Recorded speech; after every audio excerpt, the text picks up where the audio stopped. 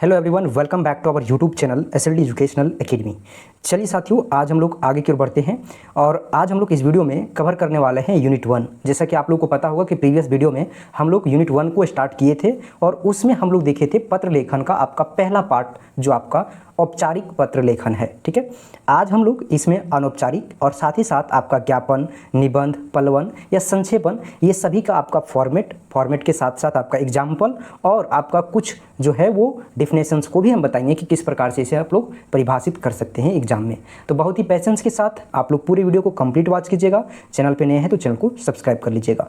जैसा कि देखिए यहाँ पे आपको बताया गया है यूनिट 1 में टोटल जो है आपको यहाँ पे 5 टॉपिक को कवर करना है ना। पहला जो है आपका पत्र लेखन और इस पत्र लेखन का 2 पार्ट है, एक औपचारिक और दूसरा अनौपचारिक। ठीक है, और फिर आपको ज्ञापन, निबंध और पलवन और संक्षेपण, इसको अगर आप कवर कर लिए तो यूनिट 1 आपका समाप्त हो गया। और फिर आपका यूनिट जो है वो आपका 2 बच रहा है और यूनिट 2 में आपका जो है वो कोई डिफिकल्ट क्वेश्चन नहीं आता, एक नंबर का क्वेश्चन आपका यूनिट 1 से बनेगा। ठीक है, क्योंकि मुहावरा, पर्यायवाची शब्द, अनेक शब्दों के बदले एक शब्द, है ना, ये सब जो है आपका वो 1 नंबर का क्वेश्चन बनता है और आपका वो 5 नंबर का जो क्वेश्चन है एक नंबर का, वो आपका यूनिट नंबर 2 से पूछेगा। लेकिन वहीं पे आपका जो लॉन्ग क्वेश्चंस है ना, जैसे कि 15 नंबर का क्वेश्चंस जो कि आपको इसमें बनाना है 3 क्वेश्चंस टोटल, तो 5 क्वेश्चंस में आपको 3 क्वेश्चंस अटेम्प्ट करना रहेगा, तब जाके आपका जो है वो 15 या 45 और 5 50 नंबर का ये पेपर फिनिश होगा, है ना। तो इसमें जो यूनिट 1 है वो बेहद इंपॉर्टेंट है, इसलिए हम आपको बोल रहे हैं कि बारीकी से पूरे यूनिट 1 को अच्छे से कवर कर लीजिए। आपका जो AECC पेपर है वो बहुत ही अच्छा चला जाएगा। ठीक है, और इस पेपर में ध्यान रखना है कि आपको जो है वो कोई भी इंपॉर्टेंट क्वेश्चन नहीं होगा, सिर्फ आपका फॉर्मेट ही होगा। आप प्रारूप को देखिए, उस प्रारूप के अनुसार ही जो है वो एग्जाम में जाके रैंडम कोई टॉपिक आपको मिलेगा, उस टॉपिक के ऊपर आपको सारी चीज़ों को लिखना है। ठीक है, चाहे निबंध हो या ज्ञापन हो या फिर पलवन हो, जो भी आपको मिल जाए। ठीक है, तो देखिए यहाँ पे आपको औपचारिक पत्र हम बहुत ही अच्छे तरीके से प्रीवियस की वीडियो में कवर कर चुके हैं। उस वीडियो को अगर नहीं देखे हैं तो आप लोग जो है वो जरूर से देख लीजिएगा, यूट्यूब पर आपका मिल जाएगा। ठीक है, अब हम लोग आगे की ओर बढ़ेंगे और यहाँ पे हम लोग देखेंगे अनौपचारिक। देखिए यहाँ पे इसका एक उदाहरण भी आप लोग को हम प्रीवियस वीडियो में बताए हैं, है ना, तो देख लीजिएगा। आज यहाँ से हम लोग स्टार्ट करते हैं। ठीक है, और ये है आपका अनौपचारिक। ठीक है, जिसको हम लोग इंग्लिश में बोलते हैं इनफॉर्मल लेटर। देखिए 2 चीज़ यहाँ पे ध्यान रखिएगा, एक फॉर्मल और एक इनफॉर्मल, ये दोनों में अंतर क्या होता है। ठीक है, जैसे आप किसी प्रिंसिपल, किसी अधिकारी, है ना, या किसी ऑफिसर, ठीक है, जिसको अगर आप अपनी समस्या के बारे में अवगत कर रहे हैं और वो ऑफिशियली हो, ठीक है, तो वैसे लेटर को आप लोग ऑफिशियल लेटर या फिर आपको फॉर्मल लेटर उसको बोल सकते हैं। अपने सगे संबंधी, अपने रिश्तेदार, अपने भाई, शादी के इन्विटेशंस के ऊपर, मैरिज इन्विटेशंस के ऊपर, या फिर आपका जो है वो एनिवर्सरी इन्विटेशंस के ऊपर जो आप किसी को लिखते हैं, इन्विटेशंस देते हैं, वो आपका जो है वो अनौपचारिक हो जाएगा। तो यहाँ पे औपचारिक और अनौपचारिक में अंतर आ गया, आप लोगों को क्लियर हो गया होगा, है ना, कि आपका औपचारिक क्या होता है, अनौपचारिक क्या होता है, यानी कि ऑफिशियल और अनऑफिशियल क्या होता है। ठीक है, जिसको हम लोग इनफॉर्मल या फॉर्मल भी बोलते हैं। तो अपने सगे संबंधी, दोस्त, रिश्तेदार आदि किसी करीबी व्यक्ति को अगर आप लिख रहे हैं तो वो आपका क्या होगा, औपचारिक नहीं बल्कि अनौपचारिक होगा। ठीक है, अब अनौपचारिक पत्र लेखन का जो है वो व्यक्तिगत एक शैली होता है। ठीक है, अब देखिए यहाँ पे आपको क्या है, किस तरीके से आपको यहाँ पे फॉर्मेट को फॉलो करना है। जैसे कि अगर आप इनफॉर्मल लेटर को लिख रहे हैं तो उसके लिए एक आपको फॉर्मेट को फॉलो करना होगा, जिसमें आपका कुछ इस प्रकार से पहला जो आपका फॉर्मेट का पहला पॉइंट है ना, जो मेन जो पॉइंट है उसका पहला पॉइंट होगा आपका मुख्य बिंदु में पत्र लिखने वाले का पता होना चाहिए। ठीक है, जो प्रारूप का पहला जो मेन फीचर्स है ना, फर्स्ट पॉइंट वो है आपका पत्र लिखने वाले का पता, है ना, यानी कि जो सेंडर एड्रेस हो, चाहे आपका नाम, जहाँ से आप लिख रहे हैं, शहर का नाम, राज्य का नाम, पिन कोड, ये सभी आपका जो है वो सेंडर एड्रेस हो जाएगा। तो प्रारूप यानी कि फॉर्मेट का जो आपका अनौपचारिक है ना, इनफॉर्मल लेटर का जो पहला पॉइंट है वो है आपका सेंडर एड्रेस।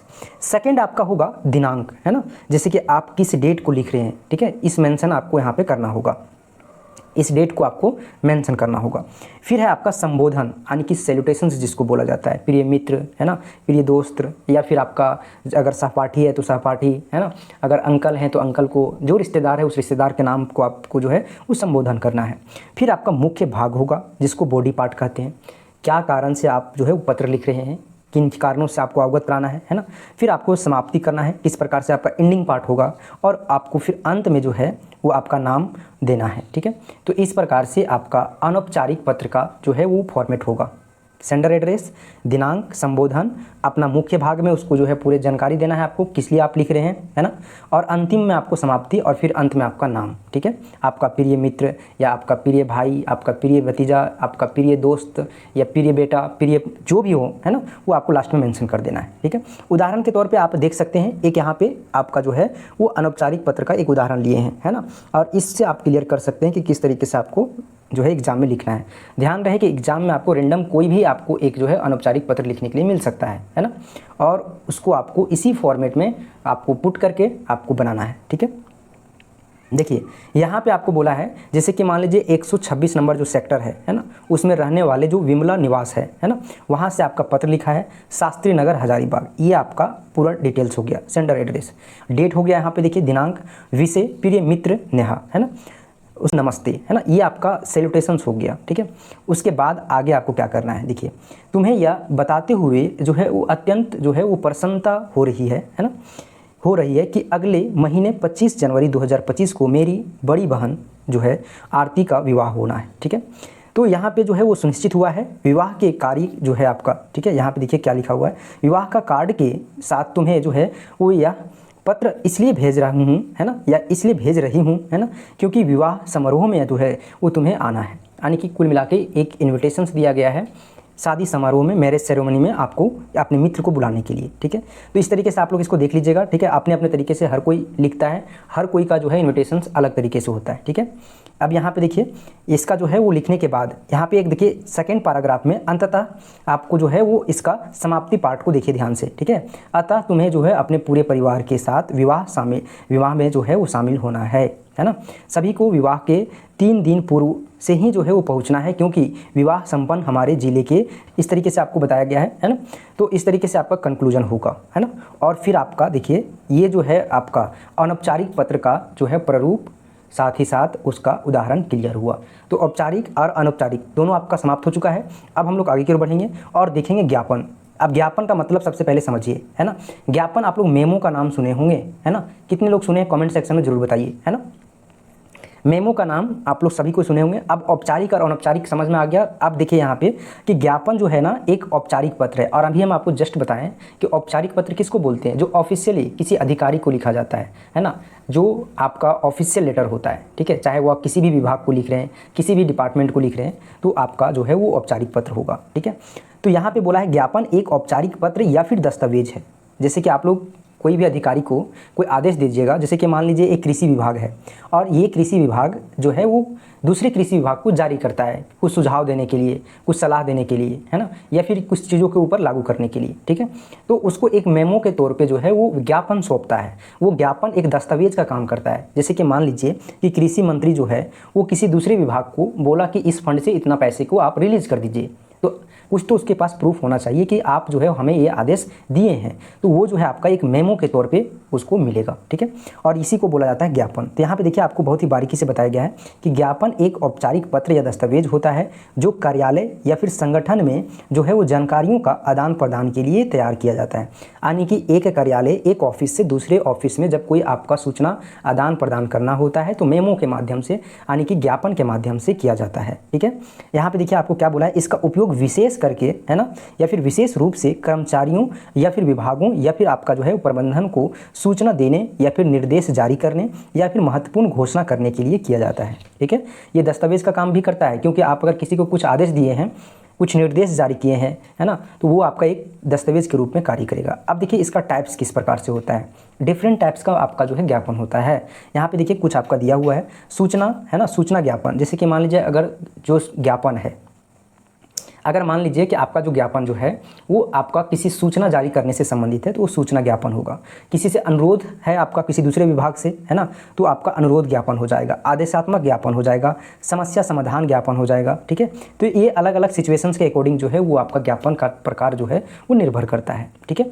अब यहाँ पे आपको सबसे ज़्यादा इंपॉर्टेंट जो है आपका ज्ञापन का प्रारूप, ठीक है। तो ज्ञापन का प्रारूप यहाँ पे देख सकते हैं, है ना। शीर्षक, सबसे पहले आपको एक अच्छे से आपको शीर्षक बनाना है। अब शीर्षक के अंतर्गत क्या क्या होगा, जैसे संगठन का नाम, ज्ञापन संख्या, मेमो संख्या आप लोग देखे होंगे 2025 है ना, या फिर इस तरीके से देखिए 0335 बटा आपका कुछ समथिंग दिया हुआ रहता है, तो वहाँ पे आपका ज्ञापन संख्या बताया हुआ है, ठीक है। फिर आपको डेट मेंशन करना है, यानी कि शीर्षक में आपको ये 3 चीज़ बताना है। सबसे पहले संगठन का नाम, या फिर आपका उसके संगठन के नाम के बाद है ना सेकेंड जो पॉइंट होगा वो ज्ञापन संख्या और दिनांक। उसके बाद सेकंड पॉइंट होगा जो आपका है ना, फर्स्ट आपका शीर्षक, सेकंड प्राप्तकर्ता, जिस विभाग को आप लिख रहे हैं और उस विभाग में कौन सा व्यक्ति प्राप्त करने वाला है, किस पद पे है ना, उसका नाम, उस विभाग का नाम, किस विषय से संबंधित आपका ज्ञापन है उसके बारे में लिखना है, ठीक है। उसके बाद देखिए मुख्य भाग, मुख्य भाग में आपका कोई जानकारी दिया जाएगा, कोई आदेश जारी किया जाएगा, कोई निर्देश रहेगा, इसके बारे में विवरण देना है आपको, ठीक है। स्पष्ट और सटीक होना चाहिए, ठीक है। बहुत ज़्यादा इंपॉर्टेंट है आपका ये पॉइंट, आप देख सकते हैं कि आपको ज्ञापन जो है वो सटीक होना चाहिए, ठीक है। जाहिर सी बात है, एक ऑफिशियल लेटर है और एक कार्यालय से दूसरे कार्यालय में कोई आदेश जारी करने के लिए दिया जा रहा है, और अगर वो सटीक नहीं होगा तो स्पष्ट तरीके से आप लोग समझ नहीं पाएंगे, ठीक है। तो इसके लिए जो है वो स्पष्ट और सटीक होना चाहिए, ठीक है। संक्षिप्त भाषा में होना चाहिए, यानी कि आपका जो है वो बड़े विस्तार में आपको नहीं बताना है ना, ज्ञापन के माध्यम से आपको संक्षिप्त भाषा में सटीक और आपको स्पष्ट होना चाहिए, ठीक है। प्रेषक, जैसे ज्ञापन किसके द्वारा लिखा जा रहा है ना, जानकारी करने वाले अधिकारी का नाम, ठीक है। जो प्रेस जो आपका लिखा जा रहा है ज्ञापन जो है ना, पद और हस्ताक्षर आपको देना है। तो ये 5 हो गया आपका ज्ञापन का जो आपका प्रारूप है, इस प्रारूप का 5 मुख्य बिंदु, ठीक है।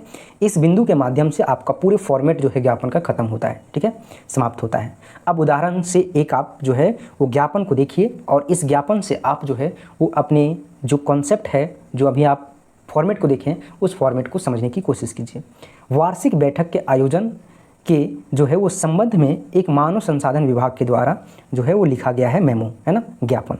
तो यहाँ पे देखिए सबसे पहले आपका संगठन का नाम जो है XYZ कर दिए गए हैं, है ना, XYZ आपको बताया गया है, मतलब यहाँ पे कोई एक संगठन का नाम है, ठीक है। मेमो संख्या आपको बताया गया है, ठीक है। तिथि यहाँ पे दिया गया है। सेवा में सभी कर्मचारी जो हैं, है ना, सभी कर्मचारी मानव संसाधन विभाग, विषय वार्षिक बैठक आयोजन के संबंध में, है ना। और फिर आपका यहाँ पे देखिए पूरे अच्छे तरीके से संक्षिप्त में, है ना, सटीक जानकारी के साथ आपका स्पष्ट शब्दों में विवरण दिया गया है, ठीक है। उसके बाद आपका यहाँ पे धन्यवाद, उसके बाद सादर, उसके बाद आपका क्या है, हस्ताक्षर होगा और जिनके द्वारा लिखा गया है, ठीक है। तो इस तरीके से आपका ज्ञापन का भी पोर्शन समाप्त हुआ, क्लियर हुआ। सबसे पहले हम लोग देखें पत्र लेखन। पत्र लेखन में आपका 2 पार्ट था, है ना, एक औपचारिक पत्र और एक अनौपचारिक पत्र। औपचारिक पत्र और एक आपका अनौपचारिक पत्र, ठीक है। और दूसरा है अनौपचारिक पत्र, यानी कि आपका ऑफिशियल और आपका अनऑफिशियल, जिसको हम लोग फॉर्मल और इनफॉर्मल भी बोलते हैं। फिर हम लोग देखें ज्ञापन। ज्ञापन एक कैसा है, औपचारिक पत्र है। ज्ञापन कैसा पत्र है, एक आपका औपचारिक पत्र है, ठीक है। अब हम लोग देखते हैं निबंध। तो निबंध से आप लोग खूब अच्छे तरीके से पहले से ही रूबरू हैं, है ना। क्लास 6, 7, 8, 9, 10 सभी में आप लोग निबंध को लिखे हैं, है ना। तो ये बहुत बड़ी रॉकेट साइंस नहीं है ना। निबंध के बारे में आप लोगों को पता होगा कि सबसे पहले निबंध का जो है वो अगर प्रारूप की बात करें, और उस प्रारूप का जो पहला मुख्य बिंदु होगा वो होगा आपका शीर्षक। अच्छे से आपको किसी भी निबंध का शीर्षक मेंशन करना बेहद ज़रूरी होता है, ठीक है।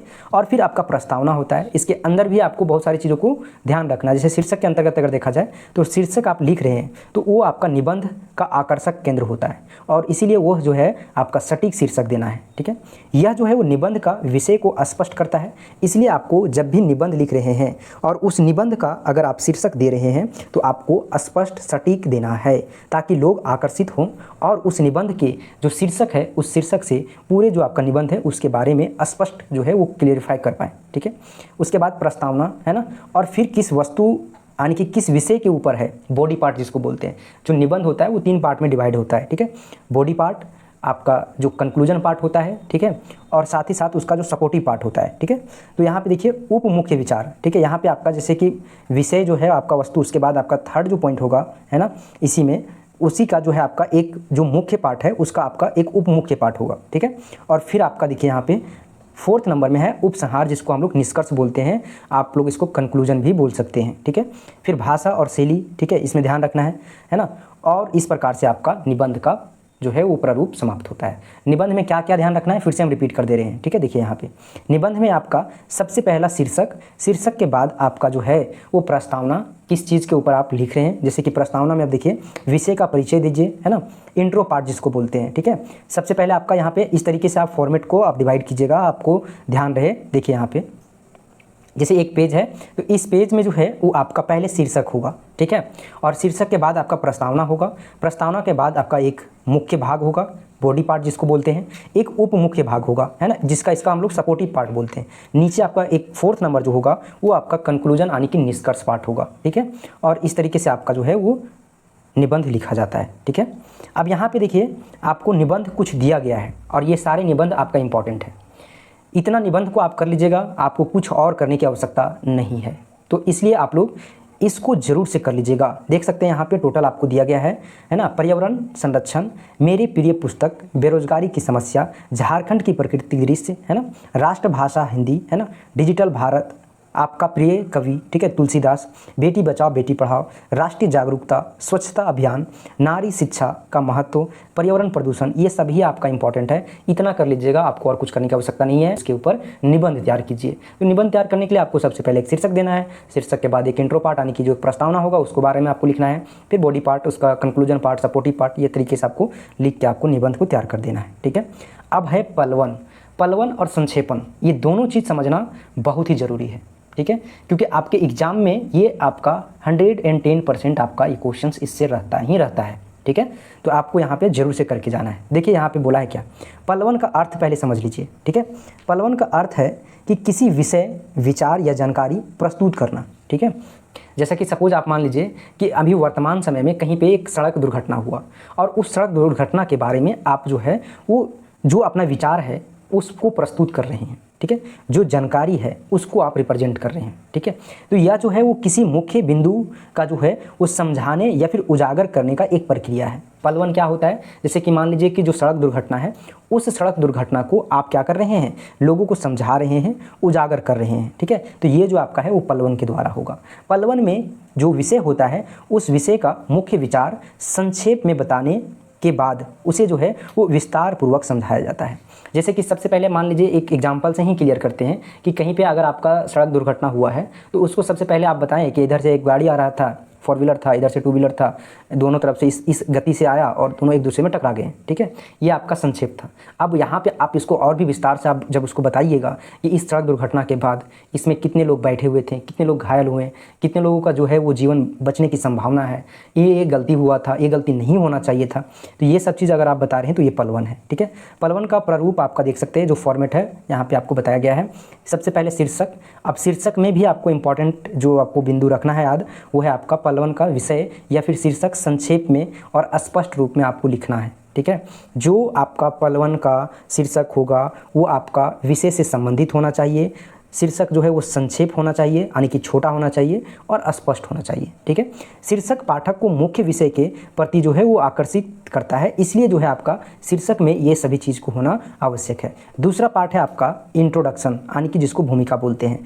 तो आपका जो भी घटना से संबंधित जो जानकारी दे रहे हैं उसका एक छोटा सा परिचय देना, ठीक है, जिसको आप लोग बोल सकते हैं कि किसी भी घटना को पहले संक्षेप में बताना, फिर उसको जो है वो मुख्य भाग में आपको जो भी हुआ है, जो विचार है, जो कंक्लूजन है, उसके बारे में आपको विस्तार से बताना है, ठीक है। तो इस तरीके से आपका ये मुख्य भाग हो जाएगा। तो आपका प्रस्तावना और फिर मुख्य भाग, ठीक है। उसके बाद निष्कर्ष, क्या चीज़ों को ध्यान में रखना चाहिए, है ना, क्या नहीं होना चाहिए, पूरे कंक्लूजन ऑल ओवर जो आपका जिस भी मुद्दे के ऊपर बात हो रहा है, जिस भी टॉपिक के ऊपर बात कर रहे हैं उसके बारे में आपको बताना है, ठीक है। अब हम लोग आगे की ओर बढ़ते हैं और संक्षेपण क्या है, संक्षेपण का मुख्य उद्देश्य क्या है और साथ ही साथ इसका प्रारूप क्या है, इसको हम लोग देखेंगे। तो बहुत ही पेशेंस पूर्वक आप लोग जो है पूरे वीडियो को कंप्लीट वॉच कीजिए। अब तक अगर आप लोग कंटिन्यू बने हैं तो आप लोग को मैं बता दूं कि इतना अगर आप लोग कर लेते हैं तो आपको और कुछ करने की आवश्यकता नहीं है, बशर्ते आपको पूरा इतना करना होगा, ठीक है। देखिए यहाँ पर आपको संक्षेपण बताया गया है। तो संक्षेपण का मतलब यहाँ पर क्या है, देखिए संक्षेपण का अर्थ है कि किसी विषय, लेख, पाठ या फिर आपका, ठीक है, किसी विषय, है ना, किसी विषय, लेख, पाठ या फिर आपका जानकारी को संक्षिप्त या फिर आपको सरल रूप से प्रस्तुत करना। जैसे कि मान लीजिए कि आप जो है वो कहीं मार्केट में गए, है ना, वहाँ पे आपका मार्केट में आग लग गया, ठीक है। तो उस आपका आग लगने के बारे में आप किसी को बता रहे हैं तो आपको संक्षिप्त में बताना है, ठीक है। जो आपका विस्तार घटना होता है उस घटना को आप कम शब्दों में पूरे जो है वो जानकारी को जो है वो प्रस्तुत करना। मतलब कि जो भी आपका घटना हुआ है उस घटना से संबंधित जब आप जानकारी किसी को दें तो आपको कम शब्दों में पूरे संपूर्ण जो घटना है उसके बारे में आपको प्रस्तुत करना होता है, तो उसी को बोला जाता है संक्षेपण। अब संक्षेपण का मुख्य उद्देश्य क्या होता है, देखिए समय की बचत है ना। पहला जो आपका मुख्य उद्देश्य होता है वो होता है कि समय बचत, यानी कि कम समय में आप पूरे घटना के बारे में जान चुके हैं, ठीक है। तो ये आपका कहीं ना कहीं संक्षेपण का गुण है, ठीक है। तो लंबे पाठ या फिर विषय को कम समय में समझने के लिए जो है ये आपका क्या करता है, योगदान बनाता है, ये योग्य बनाता है, ठीक है। जो आपका संक्षेपण है ये संक्षेपण कम समय में यानी कि समय की बचत करता है और साथ ही साथ कम समय में जो है वो जो भी आपका घटना है उस घटना से संबंधित पूरे जानकारी को प्रस्तुत करता है, ठीक है। मुख्य बिंदु क्या है आपका, देखिए इसका सेकंड जो आपका मुख्य उद्देश्य है वो है आपका मुख्य बिंदुओं पर ध्यान केंद्रित करना, ठीक है। जैसे कि अगर मान लीजिए कि ज़्यादा कुछ आप अगर किसी भी टॉपिक के ऊपर नहीं बात कर रहे हैं, टू द पॉइंट अगर बात कर रहे हैं, तो व्यक्ति का डिस्ट्रैक्शंस कम होता है। जो भी घटना हुआ है उसी पर आपका ध्यान रहेगा और उसी से संबंधित आपको जानकारी प्राप्त होगा, ठीक है। तीसरा जो मुख्य उद्देश्य होता है वो सारांश प्रस्तुत करना, ठीक है। क्या प्रस्तुत करना, सारांश प्रस्तुत करना, ठीक है। और फोर्थ है आपका आसान स्मरण, लंबे समय तक आसानी से आप याद कर सकते हैं इस चीज़ को, ठीक है। संक्षेपण का मुख्य गुण क्या है, देखिए ये जो संक्षेपण होता है वो संक्षिप्त होता है, पहला गुण यही है कि छोटा होता है ना। इसमें जो है अनावश्यक बात को जो है वो हटा दिया जाता है, अथासंभव जो है वो छोटे ही लिखने की कोशिश किया जाता है, यानी कि कम शब्दों में ही सारी चीज़ों को आपको जानकारी बता दिया जाए, प्रस्तुत कर दिया जाए, इतना ही कोशिश किया जाता है। ये आपका सबसे पहला गुण है, ठीक है। दूसरा सटीक होता है। तीसरा मौलिकता, प्रासंगिकता, ये सभी चीज़ इसका क्या है, गुण है। संक्षेपण की जो प्रक्रिया है, देखिए संक्षेपण का जो प्रक्रिया मतलब प्रोसेस, मूल पाठ की अध्ययन करें, ठीक है। साथ ही साथ जो मुख्य विषय है उसकी पहचान करें, ठीक है। ये सभी चीज़ आपको बहुत ही हेल्पफुल होता है संक्षेपण को लिखने में, इसीलिए आप लोगों को बता रहे हैं कि क्या गुण है, क्या उद्देश्य है, क्या प्रक्रिया है। अगर आपको नहीं पता चलेगा तो फिर एग्जाम में आप इस चीज़ से आपको नहीं समझ में आएगा कि कैसे इसको हमको तैयार करना है। तो यहाँ पे आपको ध्यान होना चाहिए कि मूल पाठ की जो अध्ययन है उसके बारे में, मूल पाठ का मतलब यहाँ पे देखिए जो भी आपका मूल सामग्री है उसको ध्यान से जो है पढ़ें, साथ ही साथ उसको मुख्य विचार जो है उसको जो है समझें, ठीक है। और उसके बाद आपका मुख्य बिंदुओं की पहचान करें, ठीक है। अच्छे से पढ़ने के बाद है ना उसके जो मूल्य बिंदु है ना उसको आपको पहचान करना है, जो आपका मुख्य बिंदु होगा, ठीक है। और आवश्यक जो बातें हैं, जो महत्वपूर्ण जानकारी है उसी को सेलेक्ट करना है, अनावश्यक चीज़ों को हटा देना है, तभी तो आपका जो है वो अच्छे तरीके से संक्षेपण तैयार हो पाएगा। मान लीजिए कि अगर कहीं घटना हुआ है उसके बारे में आप पूरे लंबे चौड़े कहानी बता रहे हैं तो कोई फ़ायदा नहीं है ना। उससे आप क्या रिड्यूस कर सकते हैं, क्या उसको हटा सकते हैं, है ना, कट कर सकते हैं, उसको कट करके आप जो है अच्छे तरीके से संक्षेपण को तैयार कीजिए, ठीक है। अनावश्यक विवरण को हटाएं, ठीक है। संक्षिप्त और सरल भाषा में जो है उसका लिखने की कोशिश करें। अब ऐसे जटिल भाषा का उपयोग ना करें जिससे जो पढ़ने वाला है, जो समझने वाला है उसको जो है कठिनाइयों का सामना करना पड़े, उसको जो है वो कठिनाइयों का सामना करना पड़े, ठीक है। तो इस प्रकार से है। संक्षेपण का भी प्रकार होता है ना। आप संक्षेपण का प्रकार में देखेंगे कि जैसे पाठ आधारित संक्षेपण, जैसे किसी लेख, कविता या फिर अन्य लिखित जो आपका सामग्री होता है उसका सारांश तैयार करना, ये आपका संक्षेपण का प्रकार है। और ये पहला प्रकार है जिसमें आपको पाठ आधारित संक्षेपण होता है। जैसे कि आप लोग देखे होंगे कि किसी भी बुक में है ना चैप्टर शुरू होने से पहले उसके बुक में जो चैप्टर है, जिस संबंधित जो आपका चैप्टर उससे रिलेटेड आपको पूरे समरी दिया हुआ था, जिसको हम लोग संक्षेपण कहते हैं, ठीक है। सारांश है ना, जिसको आपको पूरे अच्छे तरीके से बताया हुआ था कि इस चैप्टर में हम लोग क्या क्या देखने वाले। तो ये पाठ आधारित संक्षेपण होगा। वक्ता आधारित संक्षेपण मतलब जैसे कि आपको कुछ बोलना है तो उस बोलने से पहले, वार्तालाप शुरू करने से पहले जो है एक छोटा सा एक जानकारी देना, ठीक है। आप उसी तरीके से आपका उदाहरण आधारित जो आपका संक्षेपण है, जैसे कि आपका डेटा आंकड़ा के आधार पे, जैसे कि जो अभी हम आपको बताएं है ना, किसी पाठ को शुरू करने से पहले उस पाठ के बारे में पूरे संपूर्ण जानकारी अगर आपको सारांश के तौर पे दिया हुआ, एक जो उदाहरण हम दे रहे हैं ना, ये उदाहरण आपका उदाहरण आधारित संक्षेपण है, ठीक है। तो इस तरीके से आपका ये यूनिट 1 पूरा समाप्त हो गया। इस वीडियो को ज़्यादा से ज़्यादा लोगों तक शेयर कर दीजिएगा दोस्तों, ताकि उन तक भी पहुंच सके जो लोगों को ये वीडियो की आवश्यकता है। आपके सहयोग से ही संभव है, आपके सहयोग के बगैर कुछ भी नहीं संभव हो सकता है। चलिए एक नए वीडियो में मिलते हैं। आप लोग कमेंट सेक्शन में जरूर कमेंट कीजिएगा नेक्स्ट आपको किस सब्जेक्ट से रिलेटेड आपको वीडियो चाहिए, ठीक है।